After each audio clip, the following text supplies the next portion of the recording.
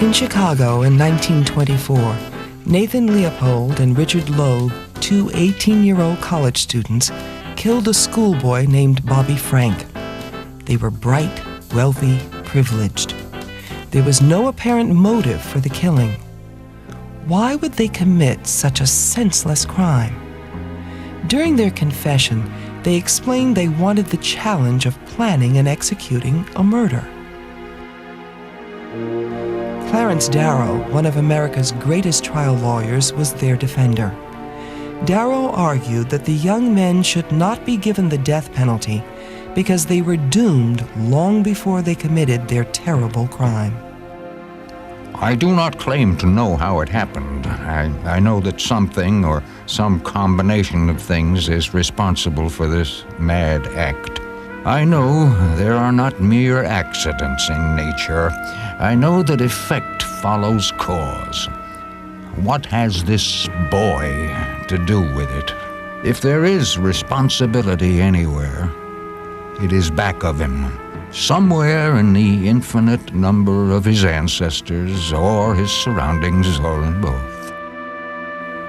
Leopold and Loeb were spared the death penalty and sentenced to life in prison.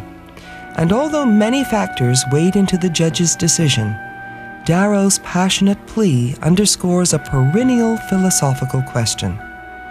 Do we have free will, or are our lives determined?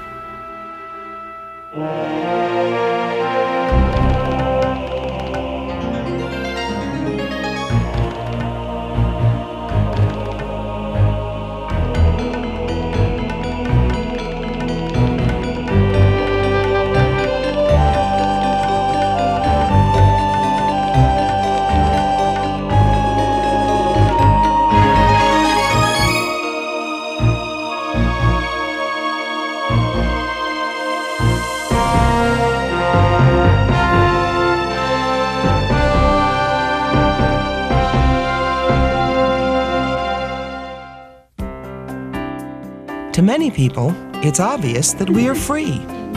Many people are convinced their actions are their own, good or bad. And even if we feel pressured into a decision, we still feel we could have chosen a different path. We can choose coffee over tea, accept a marriage proposal, take a job across country. How important is this feeling of freedom? It's important to our self-image that we are, to some extent, autonomous masters of our fate in some ways. It's also relevant to our reactions to other people. We assume not only about ourselves that we're in control of our own lives, but that other people are in control of their lives. So our reactions to them depend also in very deep ways on our assuming that they have some choice about how to behave, how to respond to us, how to respond to other situations. Probably the single most important thing that people give as an argument for the importance of free will is that morality depends on it. Do we have alternatives?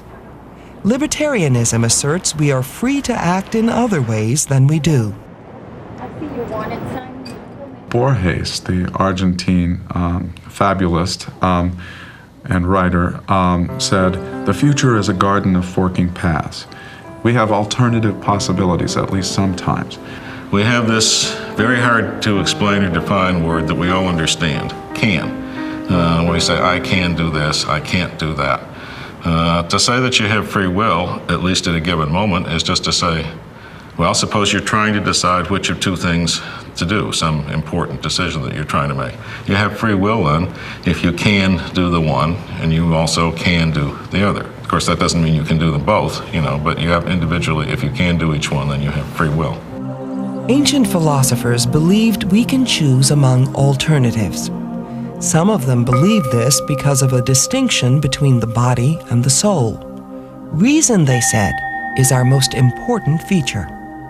But it figured prominently in Plato's discussion, who famously argued that there were different parts of the soul, rational and irrational part of the soul. And he argued for this on the basis that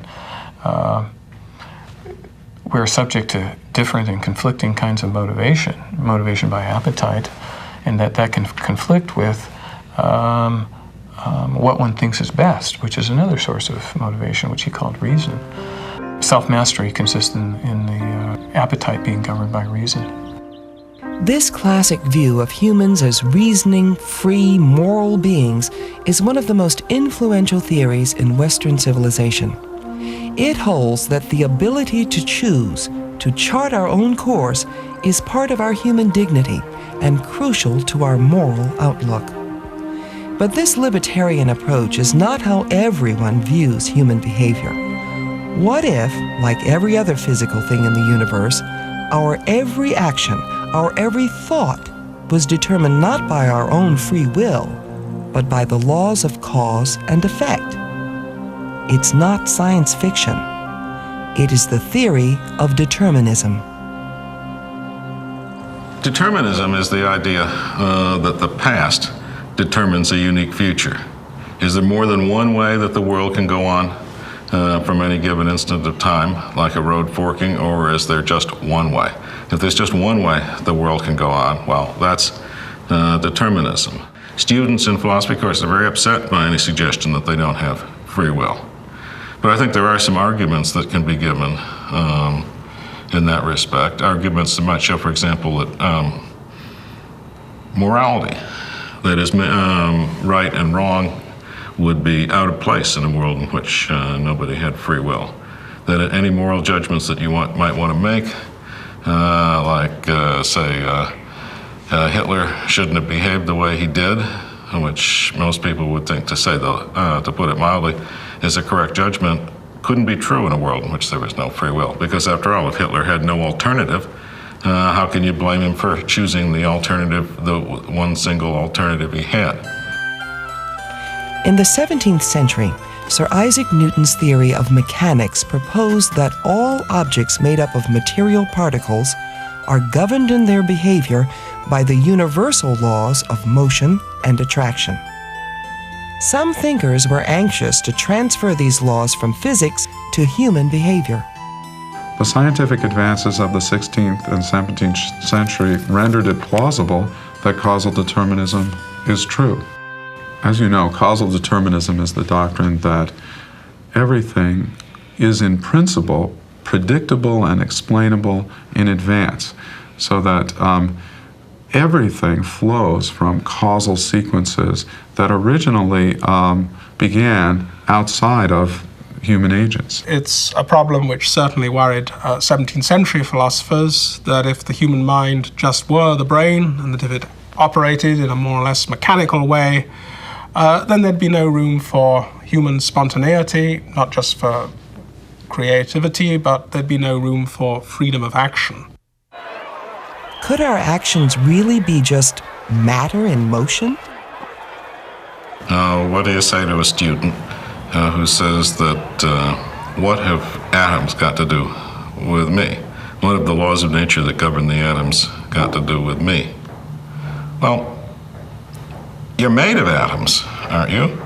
Or if you think you're not, at any rate, your body is made of atoms. So if there's only one possible sequence of movements for these atoms that make you up in the future, then there's only one possible sequence of movements for you. However the mental causes, the beliefs and the desires and the memories work out in your behavior, they have to be strictly consistent with this one possible sequence of movements that these atoms are going to go through.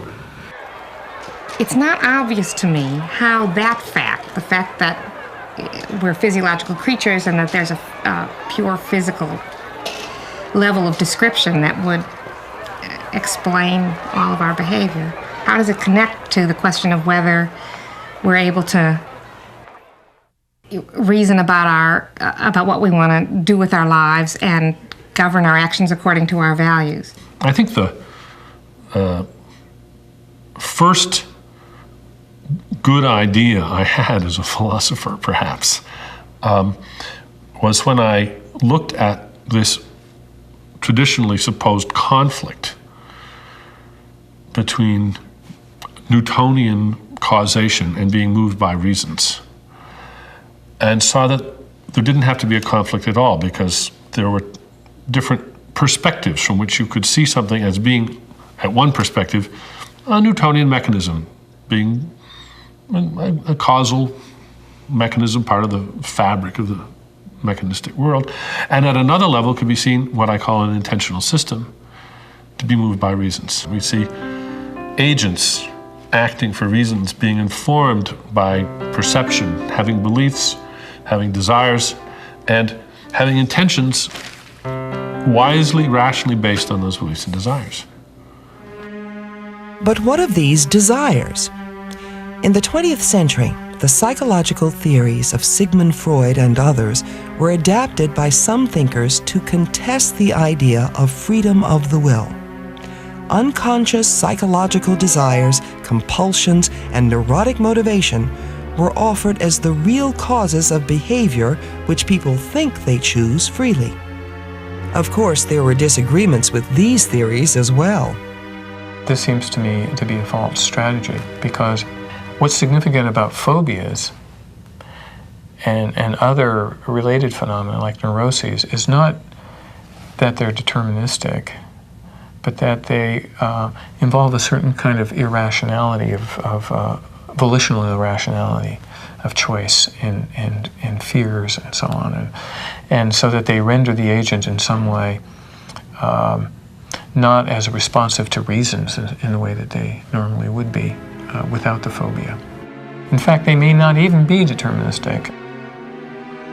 Not everyone was swayed by science or by psychological motivation. Jean-Paul Sartre's existentialism proposed that people actively determine their nature through their choices and actions. Being condemned to be free, man carries the weight of the whole world on his shoulders. He is responsible for the world and for himself as a way of being. Sartre would be saying that most people, most of the time, are not making free choices, because most people, most of the time, are under the illusion they have no free choice. And what they're in effect doing, they're making an implicit free choice to go along with their environment, to be influenced the way they think they're supposed to be influenced by their family or by their society.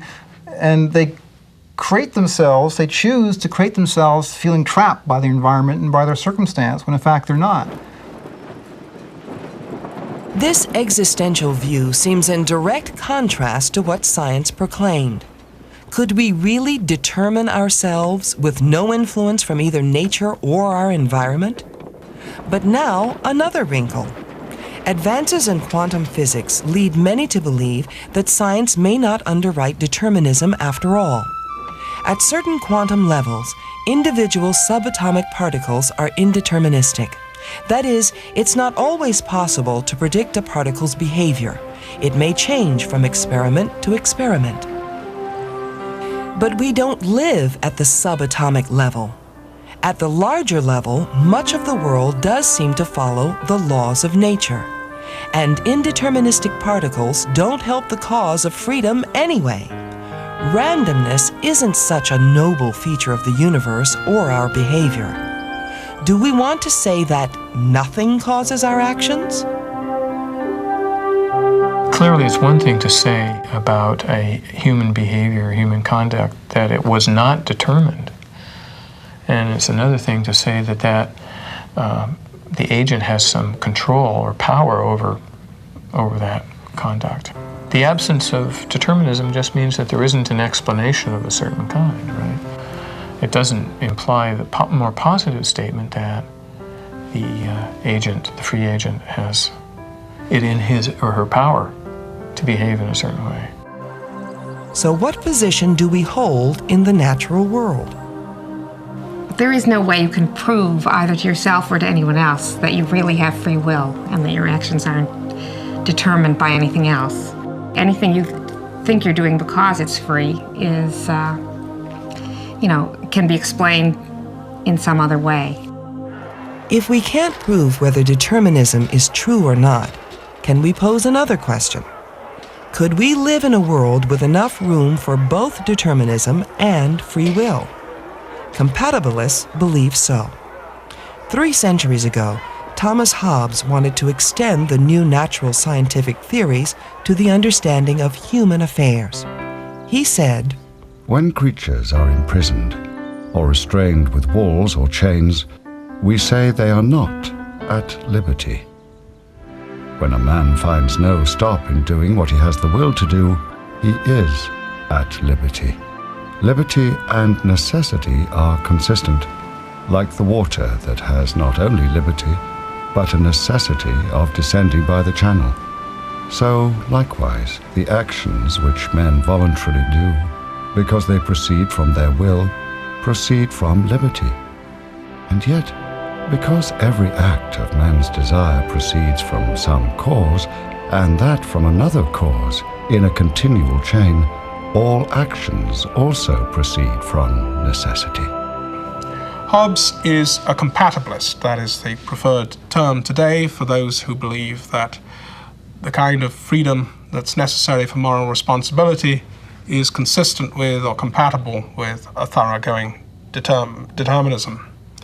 As Hobbes says, with characteristic terseness, liberty and necessity are consistent.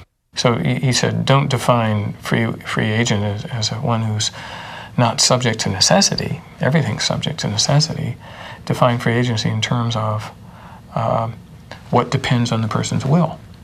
You're free to do something if you would do it if you desired to do it. Hobbes believed that our desires are as determined as everything else in nature. But as long as nothing stops us from carrying out those desires, no physical restraints, we are free in the only way that matters in a material universe. Contemporary compatibilists have added that internal obstacles could also prevent us from acting freely.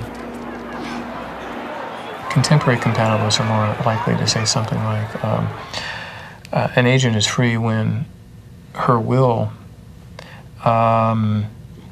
expresses her real values or her real, her true desires or her true self or something like that. Recognizing the fact that some people can be led to will something that's quite alien to them. What makes it so difficult to be a compatibilist is that there are very strong arguments that the incompatibilist can come up with and can develop to show that I can't keep my view of myself as having alternative possibilities even in a deterministic world. While compatibilism holds that determinism and free will can be reconciled, incompatibilism is the thesis that free will cannot exist if determinism is true. You can give arguments for it, and the standard argument goes something like this. If determinism is true, then the present state of the world is a consequence of the way of two things. A, the way the world was at some time in the past, say 1 billion years ago, and B, the laws of nature, or the laws of physics. Now, neither of these things is anything I have any choice about. And if these two things together are sufficient for every movement, every action, every word that's in any way any kind of production of mine during my life, then it's hard to see how we can have such a thing as a free choice. The standard compatibilist says the only freedom you need is the freedom to control your actions by your desires. As long as you can do what you want to do, you've got all the freedom you need and you're responsible for your actions. Then you think, but if my desires are determined, then I'm not really free. I'm not really in control. And that leads you back again to thinking determinism must be incompatible with free will because you want your desires not to be determined. Now that's where I think that's an overreaction to the worry that we don't want our desires to be determined. But it's not that we want the freedom to create our desires from nothing or independently of whatever is going on around us. What we want is the freedom to control our desires by our values and a appropriate sense or a correct sense of what's going on around us. So, we want the freedom to control our own decisions. Yet science still nags at us, casting doubt. Can we reconcile science and free will? Immanuel Kant tried. He was a firm supporter of Newtonian physics, but he didn't believe that excluded us from moral responsibility. Crucial to his views about freedom is his distinction between the natural world, the everyday world of nature, of which we are a part, which he called the phenomenal world, and a different world, the noumenal world, the world perhaps of ideas, a more abstract world, a world in some way different from the natural world. Kant argues that we are citizens of these two worlds. The noumenal world, where morality and responsibility reside and where we assume we are free, and the phenomenal world, which science explains and which we assume is determined. Some have interpreted Kant's distinction between the two worlds literally. Others have interpreted it as the claim that we can look at our world in two different ways. Okay, so what you could say is the laws of nature are part of the phenomenal perspective, whereas the laws of reason, which are also universal laws, are different from the laws of nature. They govern our theoretical and practical reasoning. In truth, we seem to care less about whether or not the rest of the universe is determined, and more about whether or not our lives are determined. Perhaps one reason is that our ideas of moral responsibility are so entwined to our ideas of freedom. When we think of ourselves as subject to moral principles, again, we think of ourselves as having more than one option, as having more than one possibility. I'm inclined to define free will as the freedom we need in order to be morally responsible. Whatever freedom we need, in other words, to really be in control of our actions, to be authors of our actions. But what is the freedom we need for responsibility? Schopenhauer said, "A man can surely do what he wills to do, but he cannot determine what he wills." But isn't that exactly what we desire? Well, I think that probably in most circumstances, we don't have any choice about what we do in those circumstances. And I think an awful lot of stuff that we do in everyday life. You answer the telephone when it's ringing. You habitually answer. You've always answered the telephone when it rings. Could you have refrained from answering the telephone then? I mean, under just these circumstances where there's nothing else going on. I think not. But I think what we do have a choice about, if ever, is in what you might call the great decisions of life, choices between incommensurate values, like what kind of life to live. Are you going to actually go into that career as a concert pianist, or are you going to do what your parents want and go to law school? There's one of the kind of choice that we make in life where you have a strong desire to do each thing, maybe a strong desire to please your parents, but a strong desire to follow your own career as you see it. Then, if ever, I would think we have a free choice. But most of the cases, in the case where there's only a reason to do one thing, that's sufficient for not having a free choice. You want to have the kind of free will that doesn't quite guarantee, but makes it very likely that the things that really matter to you will influence your decisions in the ways you would want them to influence your decisions, so that you end up acting in an informed, sensitive, and responsible way, come what may. Unlike the mindless robots that compose us, those trillion little cells, we want to be aware and alert to all of the nuances of the world that matter, that are relevant to our concern. Let us be informed about our predicaments, and then let us act on the basis of that information and take the action that is the best. If we can be moved by reasons in this way, we're happy. That's free will, to be moved by reasons. We don't really want the freedom to desire anything at all. For example, if we're the only person on the shore and there's a child drowning, 10 feet away from us, there isn't more than one option of what it would be reasonable to do. And in that case, the desire to nonetheless do something totally contrary to reason is not a desire for a kind of freedom that's valuable, or a kind of freedom that would actually increase our responsibility. We value free will because we believe in the importance of responsibility. But what if determinism was a proven fact? If determinism were true, then our ideas about the extent to which people are morally responsible for what they do would have to change. That in turn would have to force changes in what we think of punishment, of what people deserve when they've done wrong. You'd want to have instead a system that didn't punish lawbreakers so much as re-educated them, retrained them in appropriate social behaviors. And so I think that if determinism were true, it would change our punishments, our practices, our punitive practices, our prison systems, our jails, and so on.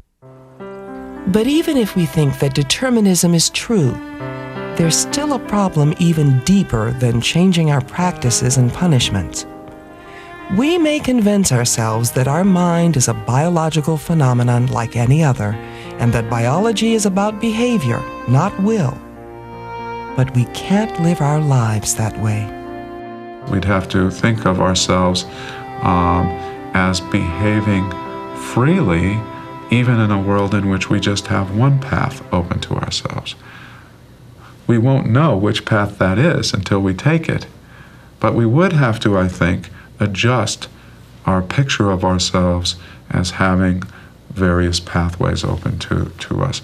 As rational beings,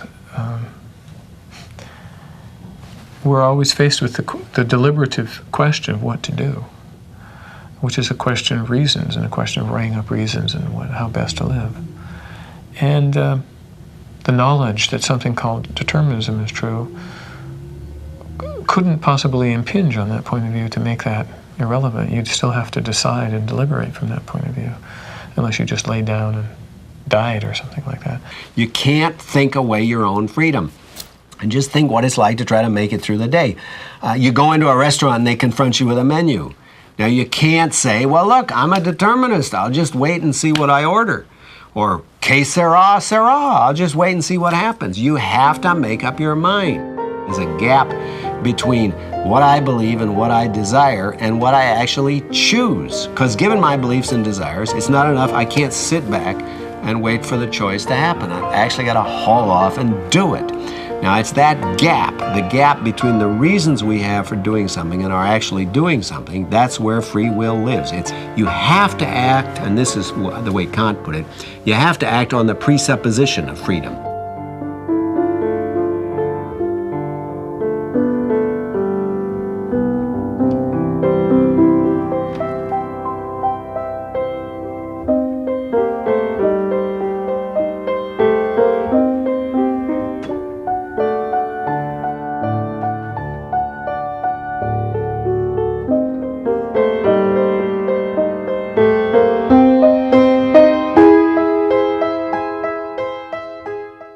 The Examined Life is a 26-part series for college credit.